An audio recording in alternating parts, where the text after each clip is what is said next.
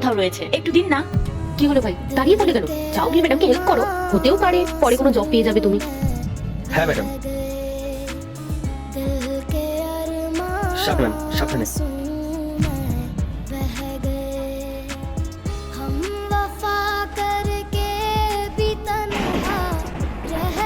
বাহ, ভালোই হলো আজকে। এ কি কি করছো তুমি এগুলো? আরে চুপ করো তো তুমি। ম্যাডাম কি জানবে নাকি আমি নিয়েছি কিনা? আর উনি তো কিছু দেখতেও পারে না। কিচ্ছু হবে না, বুঝলে? আর শোনো, এই কোম্পানিতে জব করে আমি কতই বা ইনকাম করতে পারবো, তার চেয়ে দেখো একবারে আমি কতগুলো টাকা পেয়ে গেলাম। আর এটা দিয়ে আমি নতুন স্টার্টআপও খুলতে পারবো, আমি অনেক বড় লোক হয়ে যাবো। শোনো ভাই, এই নাও, এটা তুমি রাখো।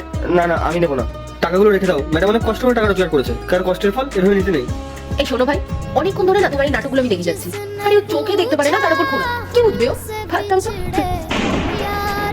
তাই তাহলে তুমি ঠিক করেই নিয়েছো যে এই অন্ধ ম্যাডামের অফিসে তুমি চুরি করবে। কি হলো, টাকাগুলো ফেললে কেন?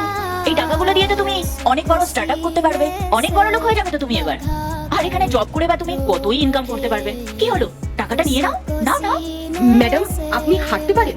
আর এই চশমা, আপনি চোখেও দেখতে পারেন?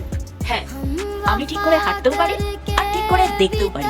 আসলে আমি এই সবকিছু করেছি তোমাদের লয়্যালটি টেস্ট নেওয়ার জন্য। টেস্ট? হ্যাঁ, আমাদের কোম্পানিতে একটা বিশ্বাসযোগ্য সিএ দরকার ছিল, কারণ আগের যে সিএ ছিল সে অনেক টাকা গরমিল করতো আর অনেক টাকা চুরিও করেছিল। কিন্তু যেদিন ধরা পড়ে গেল, সাথে সাথে মিথ্যে কথা বলা শুরু করে দিল। তাই আমরা ওকে কোম্পানি থেকে বের করে দিয়েছি। তাই নিউ রিকোয়ারমেন্টের জন্য আমরা তোমাদের লয়্যালটি টেস্ট নিচ্ছিলাম। আর দেখো, তুমি পাস করতে পারলে না। আচ্ছা পূজা, তুমি যে বলছিলে তোমার 6 ইয়ার ওয়ার্ক এক্সপেরিয়েন্স আছে, সেটা কিসের? এই চুরি করার? অনেক কথা তুমি বলছিলে যে জবটা তুমি পাবে, কোম্পানিকে অনেক দূর অব্দি এগিয়ে নিয়ে যাবে। আরো কি কি যেন বলছিলে? ও তুমি তো এটাও বলছিলে যে ও পড়াশোনা জানে না, ও জবটা পাবে না। শোনো, জবটা তুমিই পাবে না। এক্ষুনি আমার চোখের সামনে থেকে বেরিয়ে যাও, আর তোমাকে এই অফিসের ধারে কাছে যেন না দেখি।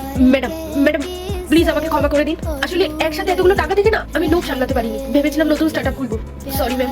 কি স্যার, তোমার মধ্যে কোনো মনুষ্যত্ব বোধ নেই? যেই দেখলে তুমি যে আমি অন্ধ, অমনি টাকাগুলো সব চুরি করে নিলে। তাহলে তোমাকে জব দিলে তো তুমি ক্লায়েন্টের টাকা পয়সাও চুরি করে নেবে। আমি সেটা করতে দিতে পারবো না। এক্ষুনি বেরিয়ে যাও এখান থেকে। কিন্তু ম্যাডাম। বেরিয়ে যাও। তুমি দাঁড়াও। ম্যাডাম আমি চুরি করিনি, ও আমাকে বলেছিল নিতে, কিন্তু আমি টাকা নিইনি ম্যাডাম। তুমি শান্ত হও, আমি সব জানি।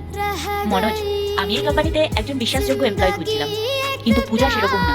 তোমাদের দুজনের সামনে সেম জিনিস ছিল, কিন্তু তুমি টাকাগুলো না নিয়ে নিজের সততা দেখিয়েছো, তাই জবটা তুমিই পাবে।